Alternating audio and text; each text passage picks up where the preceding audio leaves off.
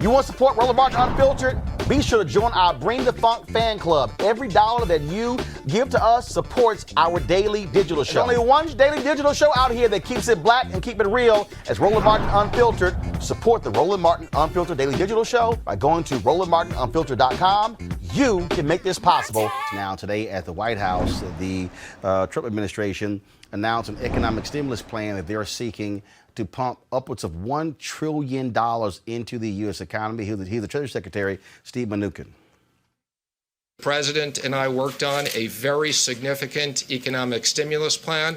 Thank you for being available last night and throughout this morning, and I will be presenting that to the Republicans in the Senate this morning and also discussing that with the House. We look forward to having bipartisan support. We're now working with the Senate to pass this legislation very quickly, and these will be payments to small businesses. We've talked about loan guarantees to critical industries such as airlines and hotels, and we've also talked about a stimulus package to the American worker. You can think of this as something like business interruption payments for the American workers. Thank you. The President and I worked on a Again, that was Steve Mnuchin today. Now, one of the things that was also talked about there is what's going to happen. Of course, tax season is coming up.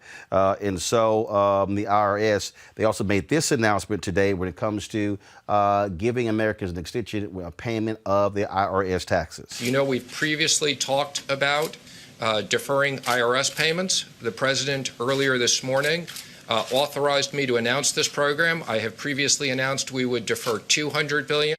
The President suggested we increase that to $300 billion, which we will be doing. Now, let me just be clear on the specifics.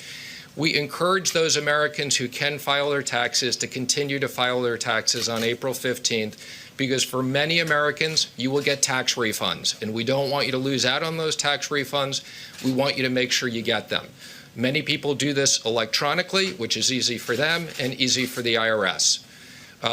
If you owe a payment to the IRS, you can defer up to $1 million as an individual. And the reason why we're doing $1 million is that covers lots of pass-throughs and small businesses, and $10 million to corporations, interest-free and penalty-free for 90 days. All you have to do is file your taxes. You'll automatically not get charged interest and penalties. Now, of course, any American has the right to extend their taxes. We're not taking that right, but the President has asked us to go up to $300 billion. All right, folks, and it was also quite interesting as we are looking at all these things that are going on. The House, of course, they have passed their particular bill when it comes to the coronavirus. Now, the Senate has to take it up. And so when you heard Steve Mnuchin talking about their conversations with Senator Mitch McConnell, there are some Republicans who do not like that bill. One report says McConnell told them to pretty much suck it up to get it passed. But one of the folks, it's quite interesting. I'm going to talk about this in a second with our panel. It's quite interesting. We always talk socialism, socialism, socialism, but then you're hearing this massive bailout of these American companies. Here is conservative Arkansas Senator Tom Cotton making the argument to actually put $1,000 in the hands of every taxpayer. This is him on the Senate floor. Check this out. Those are just a few of the steps we have to take to mitigate the economic harm that this virus is inflicting on our people, and to ensure that no one, not a single person in this country, has any financial incentive to go to work when they're sick, or when they even may be feeling sick, or to go out and try to find another job because their workplace is shut down and they can't get any support from the government. Those are just a few of the steps we have to take. Go to our panel, Malik Abdul, Republican strategist, and Michael Brown, former vice chair of the DNC. Both join us via Skype. In studio is Kelly Bethea, communications strategist. Malik, it's quite interesting to listen to all of these Republicans talk about, again, bailing out the airline industry, the cruise industry, the casino industry, the hotel industry.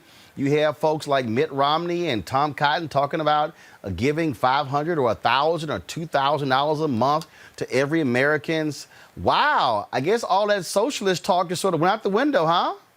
Well, and don't forget, they're also talking about providing relief to small businesses as well. So not just the large businesses, but the small businesses. And I think this is a little different than the conversation about socialism, where it's the former candidate Yang talking about sending money to people. This is different than sending the American people check. This is an actual economic crisis that the federal government is trying to deal with. So I think that these are extreme circumstances that actually call for extreme measures that may be outside the ideology or the worldview of the people who will eventually support it or not. So I think that it's good. Whether or not the Republicans have been supportive of similar efforts in the past, this is something that we've never seen before. This is totally unprecedented. And so I think it's a great thing that the Republicans, I'm pretty sure not all Republicans will vote in favor of it, but I cannot imagine, especially with what you said, Senator McConnell, Majority Leader McConnell said,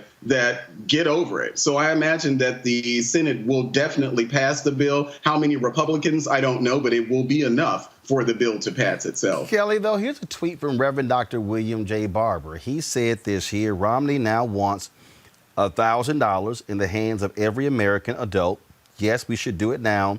But why couldn't we do universal basic income with 140 million poor and low wealth when 700 people are already dying each day from poverty? I mean, I have the same question, when Malik was talking about how we are now in an economic crisis. Well, we've been in an economic crisis for decades at this point, especially when it comes to the widening gap between middle class and upper class and middle class and lower class. We now have a lower middle class and so on and so forth, because this wealth gap is just widening with every passing year. So I don't see how we haven't been in an economic crisis, from jump, and that the idea that Yang had and a couple other people have had even before Yang, such as, giving $1,000 to every American a month, having a universal base income, that's not a novel idea. That's not a new idea. It's been in conversation for a while now. Thankfully, it's now at the forefront.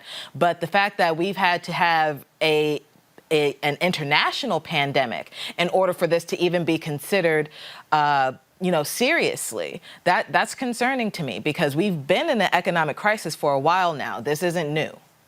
Michael, reason I'm stating this is because when you hear Reverend Dr. William J. Barber and others say, wow, isn't it amazing how quickly the federal government can move to impact people in devastation, when he says 140 million people who are living in poverty right now in this country. When you look at the actions being taken, the trillions being pumped into the Federal Reserve to fortify Wall Street firms. Then when you look at what is happening, again, all of these different industries who are now asking Congress for help. When you look at thousands of people, Marriott, the largest hotel chain in the country, in the world, all of a sudden talking about laying off almost half of their workforce. There are others who are saying, hey, before we start helping out these companies, focus on the worker and not execs. Exactly right, and that's obviously a priority issue, and it's frankly too bad we don't have some of that extra money from that stupid tax cut, because boy, wouldn't that be helpful to go in that reserve of dollars now? But that's gone because 45 wanted to take care of the most wealthy in our country. So and now our debt is going to grow even more. But sometimes you just have to do what you have to do. And whether it's $1,000 to every individual, but then hopefully the priority discussion will take place, whether it's about poverty. But that's not going to happen until there's a new president. So for folks to think that this dialogue is going to start and Republicans all of a sudden are going to say, hey, let's take care of the poverty, let's take care of the wealth gap, that's not going to happen. We need to get through this crisis first, fix the economic on the back end, and then move forward to November and get a new president. 96% of the companies out there, Melik, who got, of course, that $1 trillion tax break, they use that money for stock buybacks. Now you have these companies, the airline industry, saying, oh, we're going to be bankrupt by May, even though they've been charging consumers billions of dollars and making money off baggage fees and pillows and blankets and stuff along those lines. Mark Cuban, of course, the owner of the Dallas Mavericks, posted this tweet. I thought it was quite interesting. He said, these are some things that we should consider. Henry, go to my iPad.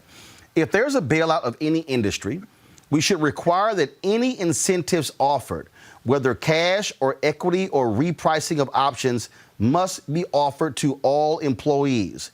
Nothing can be offered to the CEO, board, or execs only.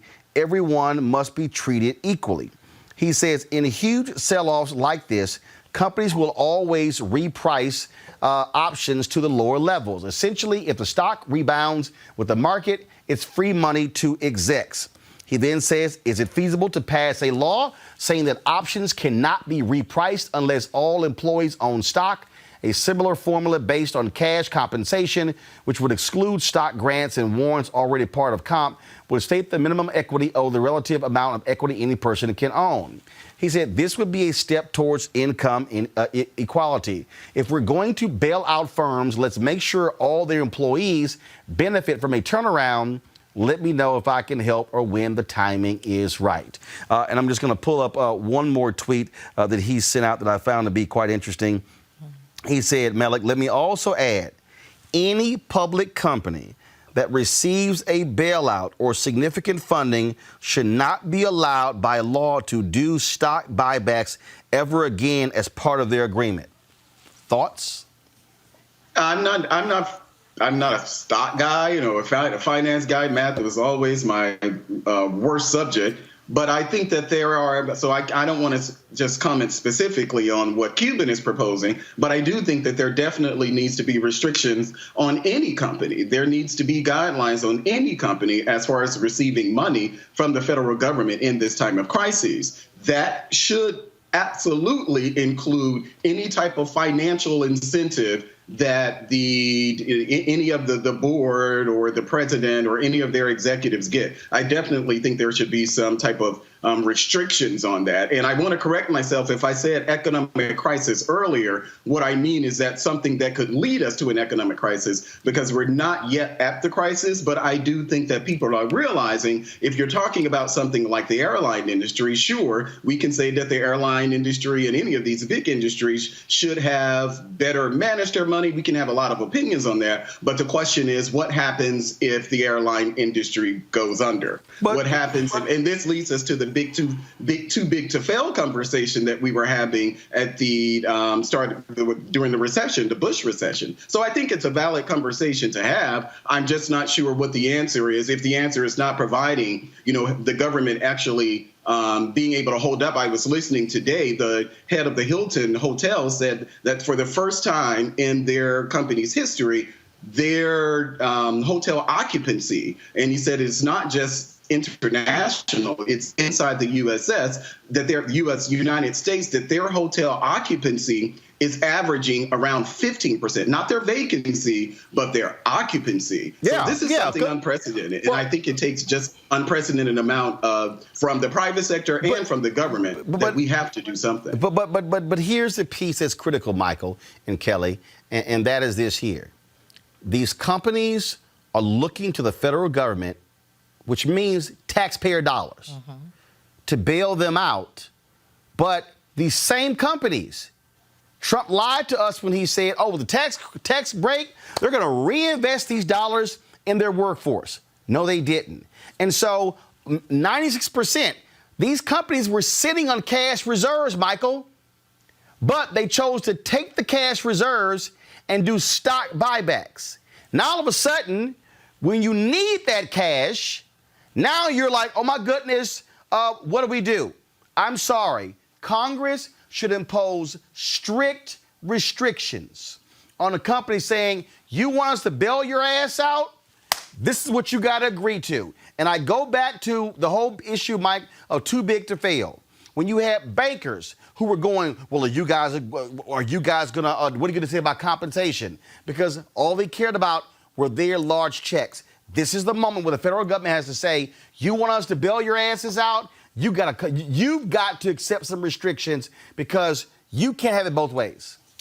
Absolutely. And I can't imagine that any of these, or some, not all, that some of these CEOs are happy about what Mark Cuban just laid out, because he laid out a roadmap for a legislator, a courageous legislator, to put into that legislation. Because he actually laid it out perfect. I'm not suggesting whether he wrote it or one of his lawyers or one of his lobbyists, I don't know. But he put the roadmap out for how you make sure that CEOs, when they get this, whatever we want to call it, financial relief, bailout money, whatever you like to call it, to make sure that employees are protected. Look, we know the C-suite folks are going to get theirs. The question is, will employees? And Mark Cuban just laid it out. Kelly. I agree with what Mark Cuban said. In times like this, I don't understand how and why companies that are this large, these too big to fail companies, as you will, they really profit off of crises like this because of the loopholes that Mark Cuban laid out that they take advantage of. Their lobbyists make sure that those loopholes are put into these bills. Sure. That's what happens. And that shouldn't be happening, right? So for Mark Cuban to be courageous enough to actually give us the roadmap to actually rectifying at least a portion of this predicament, I think that's incredibly commendable. I feel like more billionaires should, follow suit. And for those who don't or who disagree, I just wish you would put yourselves in your employees' shoes who are working for you, who aren't making ends meet, mainly because of the salaries that you give them. And then with this pandemic crisis, they're not going to be able to make the salary that you even proposed because they're not able to come into work. So something has to give here.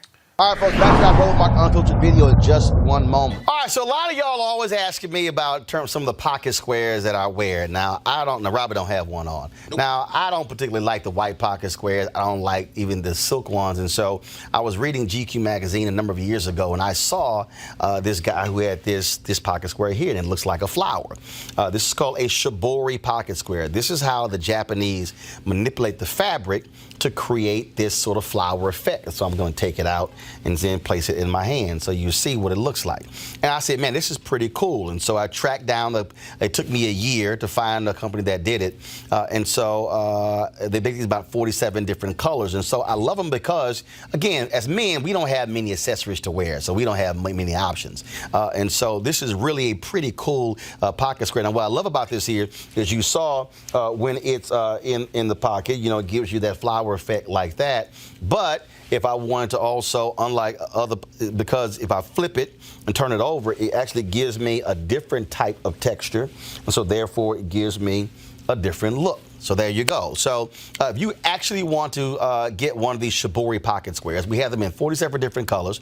All you got to do is go to RolandSMartin.com/pocket squares. All right, so first of all, that graphic is way too small. So tomorrow we're going to run it right down here all across the screen. So it's RolandSMartin.com/pocket squares. All you got to do is go to my website and you can actually get this. Now, for those of you who are members of our Bring the Funk fan club, there's a discount for you to get our pocket squares. That's why you also got to be a part of our Bring the Funk fan club. And so that's what we want you to do. And so it's pretty cool. So if you want to jazz your look up, you can do that. In addition, y'all see me with some of the feather pocket squares. My sister, who's a designer, she actually makes these. They're all custom made. So when you also go to the website, you can also order one of the customized feather pocket squares right there at RolandSMartin.com/pocket squares. So please do so. And of course, it goes to support the show. And again, if you're a Bring the Funk fan club member, you get a discount. This is why you should join the fan club. Now back to your Roland Martin Unfiltered video. You want to check out Roland Martin Unfiltered? YouTube.com/Roland S. Martin. And subscribe to our YouTube channel. There's only one daily digital show out here that keeps it black and keep it real. It's Roland Martin Unfiltered. See that name right there? Roland Martin Unfiltered. Like, share, and subscribe to our YouTube channel. That's YouTube.com/Roland S. Martin. And don't forget to turn on your notifications so when we go live, you'll know it.